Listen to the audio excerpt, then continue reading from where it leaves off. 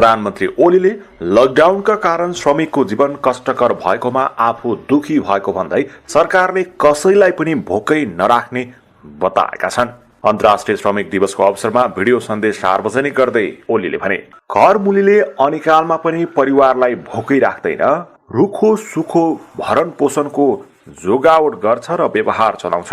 तपाईहरूको यस प्रधानमन्त्रीले नेतृत्व गरेको सरकारले पनि उपलब्ध स्रोत र साधनले भ्याएसम्म सुविधाको जोगावट गर्छ। गत चैत्र 11 देखि लकडाउनमा रहेको नेपालले पछिल्लो पटक 10 दिन थप गरेको थियो। वैशाख 25 पछि लकडाउन केही खुकुलो बनाउने तयारी सरकारको रहेको छ। स्वदेश तथा विदेशमा रहनुभएका श्रमजीवी दिदीबहिनी तथा दाजुभाइहरू, मे दिवस 2020 को अवसरमा हार्दिक शुभकामना। बितेका 131 वर्षदेखि औपचारिक रूपमा मे 1 का दिन संसारभरिका श्रमिकहरूले अन्तर्राष्ट्रिय श्रमिक दिवस मनाउँदै आएका छन्। यो दिन काम गर्नेमाथि काम लगाउनेहरूबाट भएको ज्यादतीलाई अन्त्य गर्न ट्रेड युनियनहरूले सुरु गरेको आन्दोलनको स्मरणमा मनाउन थालिएको। श्रमिकहरूको काम, मनोरञ्जन र आराम बीच सन्तुलन कायम गर्ने माग स्थापित गरिएको दिनका रूपमा यस दिवसलाई स्मरण गर्ने गरिन्छ। नेपालको श्रम आन्दोलनले यस दिवसलाई श्रमिकहरूको सम्मानित, समृद्ध र सृजनशील जीवनको लागि भएका सबै आन्दोलनहरूको स्मरणमा मनाउँदै आएको छ। पछिल्ला केही वर्ष यता हामीले यस दिवसलाई नेपाली श्रमिकहरूको एकता र उपलब्धिको उत्सवका रूपमा पनि मनाउँदै आएका छौँ। हरेक वर्ष श्रमको संसारमा भएका उपलब्धिहरूको चर्चा गर्ने र गर्न बाँकी कामहरूलाई पूरा गर्ने अठोट गर्ने दिनका रूपमा पनि मे 1 लाई लिँदै आएका छौँ। तर यस वर्षको मे दिवस हामीहरू भिन्न रूपमा मनाउँदैछौँ। कोरोना भाइरसको महामारीका कारण हाम्रो श्रमको संसार अहिले लकडाउनमा छ। मैले पहिले पनि भनेको छु, अहिले यति बेला विश्वभरिका कोरोना प्रभावित 210 मुलुकमा जस्तै हाम्रो देशको पनि उत्पादन प्रणालीको कडी टुटेको छ। हाम्रा सृजनशील हातहरू यतिखेर लकडाउनमा छन्। हाम्रो श्रमको प्रतीक्षामा रहेका उत्पादनका साधनहरू पनि लकडाउनमै छन्। अहिलेको लकडाउन विश्वव्यापी हो र यो बाध्यकारी रहेको छ। कोरोना भाइरसका कारणले यसलाई स्वीकार्नु परेको बाध्यता हाम्रा अगाडि छ। यसले निर्माण, रोजगारी र उत्पादनमा पारेको प्रतिकूल प्रभावको अवस्थाले श्रमजीवी वर्गको बुझाइ जस्तै श्रम र उत्पादनको सम्बन्ध एवं त्यसको महत्त्वलाई सबै वर्गले गम्भीरताका साथ बुझ्ने नयाँ परिस्थिति पनि निर्माण भएको छ। श्रम आधारभूत कुरा हो र जीवन प्रमुख कुरा हो। श्रम बिनाको पुँजी र प्रविधि पनि अर्थहीन हुन्छ भन्ने आजको यथार्थले स्पष्ट पारेको छ। उद्योग व्यवसाय बन्द हुँदा आम्दानी घटेका स्वदेशमा कार्यरत सबै प्रकृतिका श्रमिकहरूका कष्टकर जीवनप्रति म अत्यन्तै दुखी छु। 1 दशकको हिंसात्मक द्वन्द्वका कारण गाउँको रोजगारी खोसिँदा सहर बजार पसेका, तर सहर बजारले रोजगारी दिन नसक्दा परदेश भासिएका लाखौं नेपाली युवा श्रमिकहरू विभिन्न मुलुकमा कार्यरत छन्। युवाहरू विदेशिने यी र अन्य विभिन्न बाध्यकारी परिस्थिति तथा प्रवृत्ति पनि छन् र अहिले कोरोना भाइरसको महामारीका कारण न कार्यरत मुलुकमा रहन सकिने न त स्वदेश फर्किन सकिने चेपुवामा श्रमिकहरू परिरहेका छन्। यसबाट सृजना भएको पीडाप्रति म जानकार तथा संवेदनशील छु। यस अप्ठ्यारो घडीमा स्वदेश तथा विदेशमा रहनुभएका सम्पूर्ण श्रमजीवी नेपाली दिदीबहिनी तथा दाजुभाइहरूमा हार्दिक ऐक्यबद्धता जाहेर गर्दछु।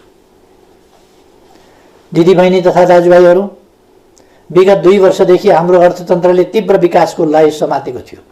सरकारको संयोजनमा उद्यमी तथा श्रमिक दुवै पक्षबीच उच्च समझदारी कायम रहेको थियो।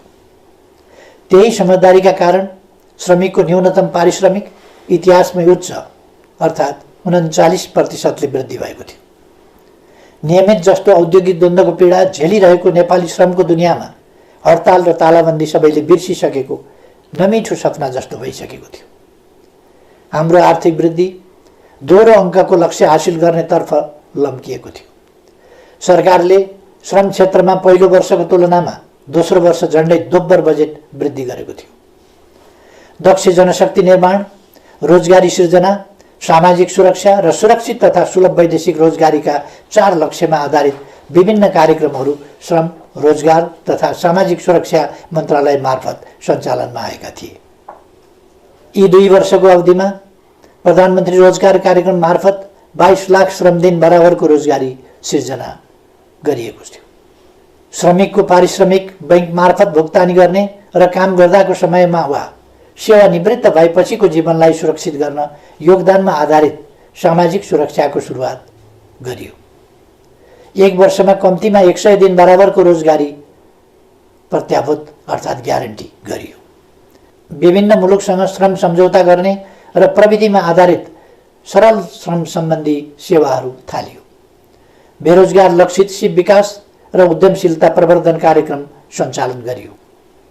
उच्च शिक्षा हासिल गरेका युवाहरूको लागि शैक्षिक प्रमाणपत्र धितोमा राखेर 5% ब्याज अनुदानमा 7 लाखसम्म ऋण उपलब्ध गराउन थालिएको थियो। तर यस मे दिवसको सङ्घारमा आज हामी कोरोना महामारीका विरुद्धको युद्धमा होमिएका छौँ। तत्कालको लागि हाम्रो प्रयास यस महामारीले सिर्जना गरेको समस्या सामना गर्नेतर्फ केन्द्रित छ। यतिखेर सरकार कोरोना सङ्क्रमणको रोकथाम, पहिचान, परीक्षण र उपचारमा लागि परेको छ। यसमा कमी नआओस् भनेर नै यस महामारी विरुद्धको यस युद्धमा संलग्न सबैका लागि 25 लाख रकम बराबरको बिमा गरिएको छ। व्यक्तिगत सुरक्षा उपकरणको व्यवस्थाका साथै उनीहरूको भत्तामा 100% सम्म थप गरिएको छ। लकडाउनको अवधिको पारिश्रमिक कायम गर्न र महिला स्वास्थ्य स्वयंसेविकालाई एकमुष्ट 1500 रुपियाँ थप भत्ताको व्यवस्था गरिएको छ। सामाजिक सुरक्षा कोषमा आबद्ध सम्पूर्ण श्रमिकहरूको आयमा कमी नआओस् भनेर नै प्रत्येक श्रमिकको योगदान बराबरको रकम सरकारले नै कोषमा जम्मा गरिदिएको छ। सामाजिक सुरक्षा कोषमा योगदान गर्दा लाग्ने दोहोरो करको व्यवस्था हटाइएको छ। विद्युतको उपभोगमा सहुलियतको व्यवस्था गरी सुलभ मूल्यमा इन्डक्सन चुलोको व्यवस्था समेत गरिएको छ। दैनिक गर्ने कामबाट जीवन धानिरहेकाहरूलाई भोकै पर्न नदिन, नेपालमा कोही भोकै पर्दैन, कोही भोकले मर्दैन भन्ने सरकारको नीति अन्तर्गत स्थानीय तह, प्रदेश तथा केन्द्रीय प्रशासनको संयोजनमा राहतको व्यवस्था गरिएको छ।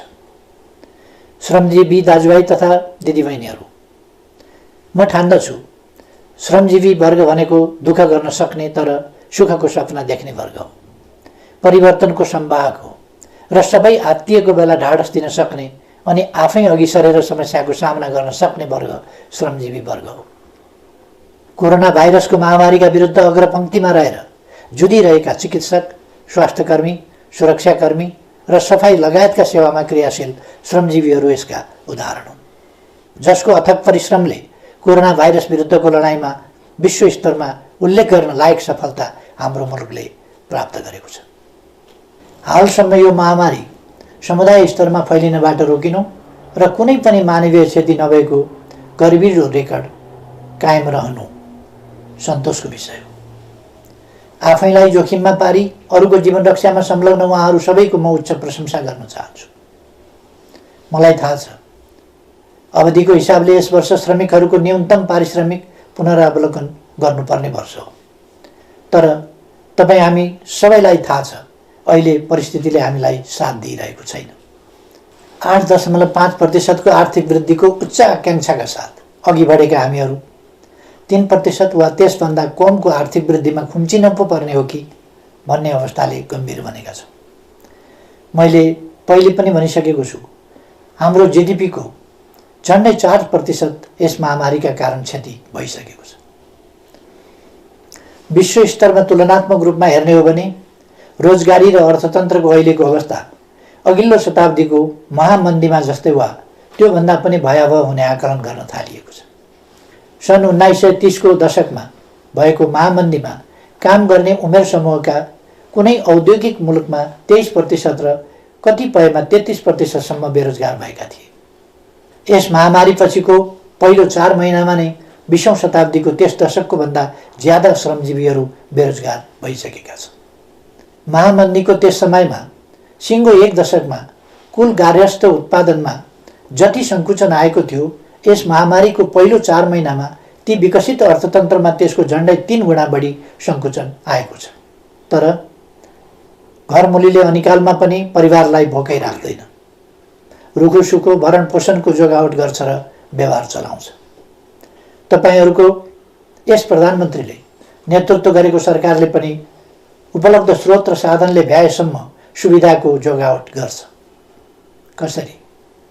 अबका हाम्रा सबै प्रयास स्वस्थ नागरिक, सिपयुक्त नागरिक, मर्यादित काम र सामाजिक सुरक्षातर्फ केन्द्रित हुनेछ। भूकम्पपछिको यस दशकलाई हामीले पुनर्निर्माणको दशक बने झैँ अबको हाम्रो पहिलो लक्ष्य कोरोनाबाट हाम्रो समाजलाई मुक्त बनाउनु हुनेछ। यसभन्दा अघिल्ला सम्बोधनहरूमा पनि मैले चर्चा गरेको थिएँ। यस महामारीले जनस्वास्थ्यको क्षेत्रमा हाम्रो अभिगत उदाङ्गो पारिदिएको छ। जसरी 20औं शताब्दीको महामन्दीले पुँजीवादी प्रणालीको चरित्र नै फेर्ने गरी अर्थव्यवस्थामा कल्याणकारी आयाम थप्न विकसित मुलुकलाई बाध्य पार्यो, यस महामारीले हामीलाई स्वास्थ्य संरचनामा थप लगानी गर्न प्रेरित गरेको छ। हाम्रो संविधानले ग्यारेन्टी गरे झै स्वस्थ नागरिक निर्माण गर्न स्वास्थ्य बिमा सहितको जनस्वास्थ्यमा र सिपयुक्त नागरिक निर्माणका लागि शिक्षामा लगानी वृद्धि गरिनेछ। आजको लागि स्वास्थ्य, भोलिका लागि शिक्षा अबको हाम्रो दिशा हुनेछ। यस महामारीको प्रभावले आत्मनिर्भर अर्थतन्त्रको महत्त्वलाई पनि अझ बढी स्पष्ट पारेको छ। अबका हाम्रा कदमहरू निश्चय नै त्यस दिशातर्फ सुदृढ ढङ्गले उन्मुख हुनेछन्। कोरोना महामारी विरुद्धको लडाइँमा एक हुँदै श्रमिकको रोजगारी, आय र सामाजिक सुरक्षा सुनिश्चित गर्ने दिशातर्फ हाम्रो सम्पूर्ण प्रयास केन्द्रित हुनेछ। सबैभन्दा पहिले टुटेको उत्पादन सम्बन्धको कडीलाई जोड्ने र अवरुद्ध उत्पादन प्रणालीलाई सुचारू गरिनेछ। राहत सुविधा अल्पकालीन उपाय मात्रै हो, सबैलाई काम हाम्रो पहिलो लक्ष्य हुनेछ। श्रमसँग जोडिएकाहरूलाई सामाजिक सुरक्षा प्रणालीमा आबद्ध गरिनेछ। काममा जो छन् उनीहरूका लागि न्यूनतम पारिश्रमिक सुनिश्चित गरिनेछ। काममा संलग्न कसैको पनि आम्दानी रोकिने वा खोसिने स्थिति आउन दिइने छैन। सङ्घ, प्रदेश र स्थानीय तहमा श्रम प्रदान प्रविधि परिचालनको प्रबन्ध गरिनेछ। श्रम र प्रविधिको संयोजन तथा ज्यालासहित जनसहभागिताको विकास मोडेल अवलम्बन गरिनेछ।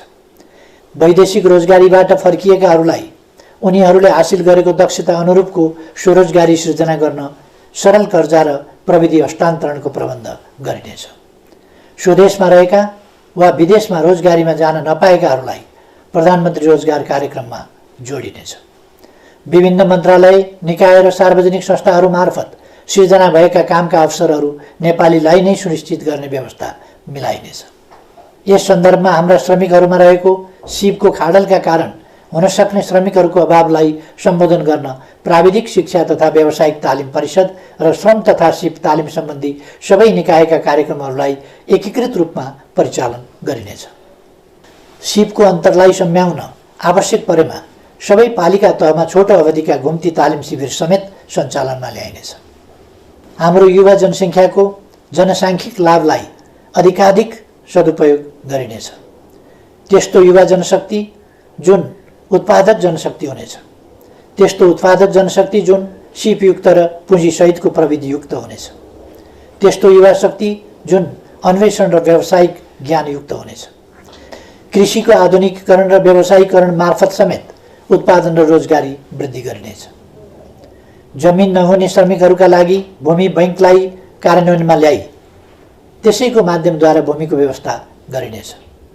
बैङ्कहरूबाट सुलभ कर्जाको बन्दोबस्त गर्ने र सरकारद्वारा सिप तालिमको प्रत्याभूति गरी समन्वयात्मक ढङ्गबाट कामलाई अघि बढाइनेछ। विगतका जनआन्दोलन र द्वन्द्वकालका युवा तथा अरू घाइतेहरू अझै पनि उपचारविहीन अवस्थामा रहिरहेका छन्। तिनको उपचारका लागि सरकारले पटक पटक गरेका आह्वान र प्रयासहरूको सन्देश उचित रूपमा सम्प्रेषण हुन सकेन। म आह्वान गर्दछु सम्पूर्ण घाइतेहरू प्रशासनको सम्पर्कमा आउनुहोस्। अब आफ्नो शरीरमा गोली र छर्रा बोकेर नबस्नुहोस्। उपचारको प्रबन्ध सरकारले गर्छ। यस प्रयासबाट घाइते भई अशक्त अवस्थामा रहेकाहरू पनि निको भएर स्वाभिमानपूर्वक रोजगारीमा फर्कन सक्ने अवस्थाको समेत सिर्जना हुनेछ। दिदीबहिनी तथा दाजुभाइहरू, नेपाली समाजको परिवर्तन र अहिलेको स्थायित्व एवं विकासको परिस्थिति आफै निर्माण भएको होइन। सही विचार र गन्तव्यमा आधारित बलिदानपूर्ण सङ्घर्ष र सचेत प्रयासबाट मात्र यस परिस्थितिको निर्माण भएको हो। आज नेपालका केही सञ्चार माध्यमहरू र सामाजिक सञ्जालहरूमा पनि